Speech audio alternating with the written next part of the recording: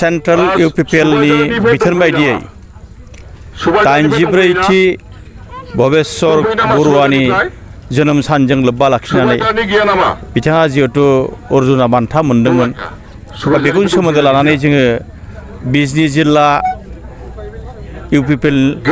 इउथनि बानजायनायाव लाइमोन गांखंनि बानजायनायाव जोङो inter block लेभेलाव जोङो दिनैहाय बे कुमरसालि फोथाराव गेलेग्रा फोथाराव खेलाया जागायबाय फुंनिफ्रायनो जागायदों सानसेनि हाबाफारि लानानै दा जोबथा खेलाव थुरिबारिजों मानासजों फाइनाल जाबाय बेयाव मानासआ देरहानो हाबाय आरो बेजों लोगोसे जोङो दोलोनि गोबां एक्टिभिटिसबो जों लाफाजोबदों आरो बेजों लोगोसे जोङो जोंनि बल गेलेनायनि माखासे मेटेरियेल्सफोरखौबो जोङो गोबां क्लाबनो दिनै राननानै होदों आरो गोबां मानसियानो दिनै पार्टिसिपेट खालामदों लोगोसे जोंनि दोलोनि गासिबो बिबानगिरिफ्रा दिनै फैनानै दिनैनि बे फुटबल गेलेनायाव बा बादायलायनायाव बयबो बाहागो लानानै जोंखौ सहाय खालामदों।